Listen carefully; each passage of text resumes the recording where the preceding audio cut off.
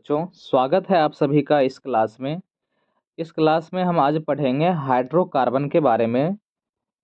Hydrocarbon जो कि chemistry का एक बहुत ही महत्वपूर्ण टॉपिक है, बहुत ही वीवीआई टॉपिक है। ठीक है, आइए शुरू करते हैं। समझते हैं पहले हाइड्रोकार्बन क्या होता है, किसे कहते हैं हाइड्रोकार्बन। देखिए, हाइड्रोकार्बन क्या है। हाइड्रोजन और कार्बन से बने यौगिक को हम हाइड्रोकार्बन कहते हैं। हाइड्रोजन और कार्बन से बना यौगिक क्या कहलाता है? हाइड्रोकार्बन कहलाता है। हाइड्रोकार्बन जो होते हैं ये मुख्य रूप से दो प्रकार के होते हैं। ठीक है, कौन कौन होता है? तो सबसे पहला जो है हमारा वो है संतृप्त हाइड्रोकार्बन। ठीक है, और संतृप्त हाइड्रोकार्बन के अंतर्गत आ जाते हैं एल्केन्स। ठीक है, तो देखिए संतृप्त हाइड्रोकार्बन क्या होते हैं। संतृप्त हाइड्रोकार्बन ऐसा हाइड्रोकार्बन जिसमें कार्बन कार्बन परमाणुओं के बीच एकल बंध होता है उसे संतृप्त हाइड्रोकार्बन कहते हैं। कार्बन कार्बन परमाणु के बीच अगर एकल बंध हो, ये सिंगल बॉन्ड अगर होता है, ये सिंगल बॉन्ड अगर दिखे तो इसे हम कहते हैं संतृप्त हाइड्रोकार्बन। ठीक है, संतृप्त हाइड्रोकार्बन के अंतर्गत सिर्फ ओनली एल्केन आते हैं संतृप्त हाइड्रोकार्बन में।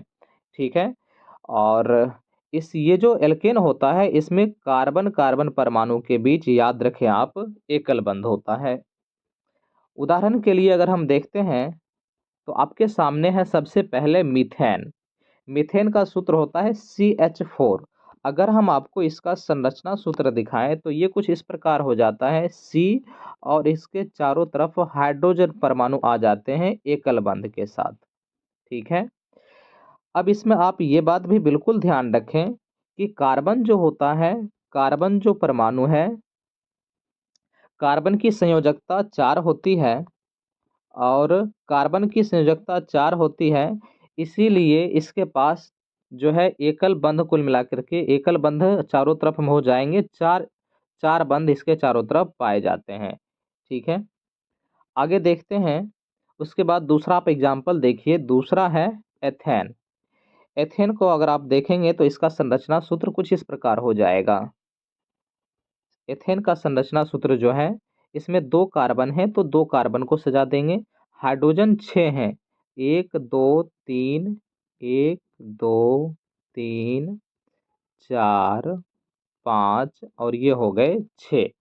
ठीक है, अब ये तो हो गया एथेन की संरचना। इसमें प्रश्न एक पूछा जाता है कि इसमें ये जो है इसमें कितने सहसंयोजक बंधन हैं।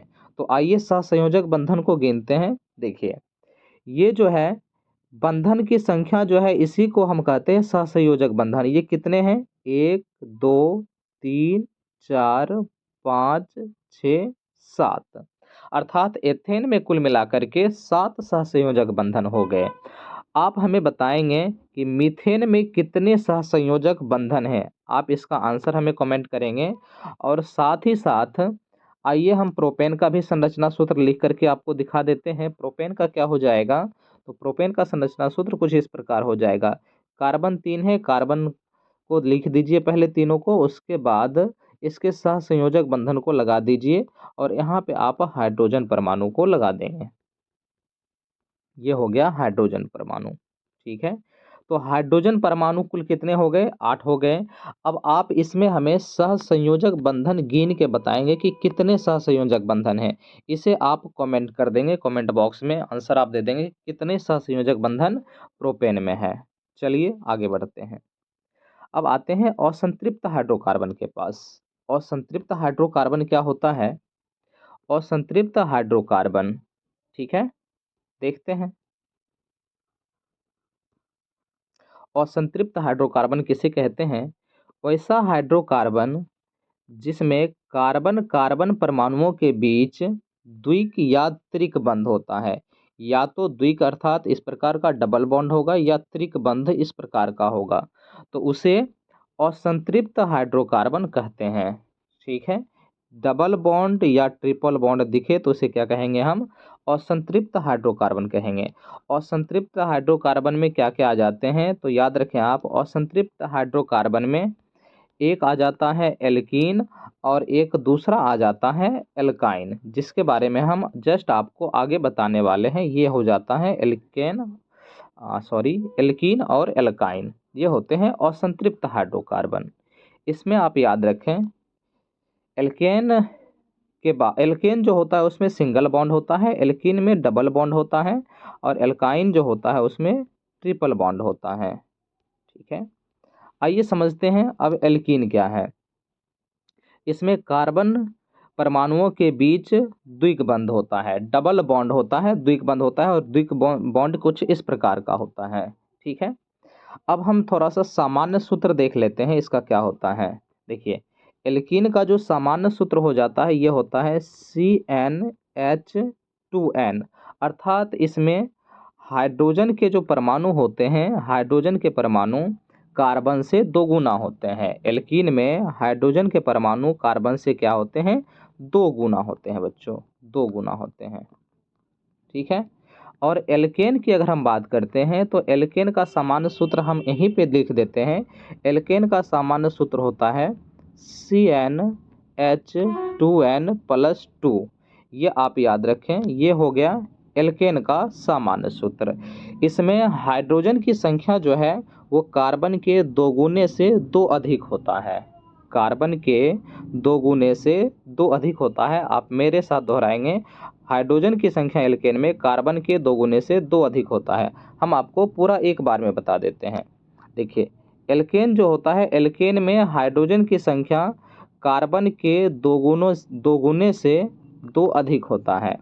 उसके बाद एल्कीन में हाइड्रोजन की संख्या कार्बन से दो गुना होता है, और एल्काइन में हाइड्रोजन की संख्या जो है वह कार्बन के दोगुने से दो कम होता है। इसे आप याद रखें। आइए आगे बढ़ते हैं। तो हम एल्कीन देख रहे थे, एल्कीन का उदाहरण देख लेते हैं। जैसे हो जाता है एथीन, ये हो गया एथीन। एथीन का सामान्य सूत्र है C2H4। C2 इसको हम सजाते हैं, C कितने हैं, दो हैं, कार्बन हो गए। हाइड्रोजन के परमाणु कुल कितने हैं, चार हैं, एक, हाँ, हाइड्रोजन के परमाणु कुल कितने हैं, चार हैं, तो हम चार से जाएंगे, देखते हैं। तो अगर हम चार से जाएंगे तो दो इसे मिलेगा, ए, और ये हो गया दो। चलिए अब हम प्रोपीन का संरचना सूत्र देख लेते हैं। देखिए, प्रोपीन में टोटल कितने कार्बन परमाणु हैं, तो आप कहेंगे कि सर प्रोपीन में एक, दो, तीन कार्बन परमाणु हैं। और हाइड्रोजन परमाणु कितने हैं, तो हाइड्रोजन जो है ये छः हैं।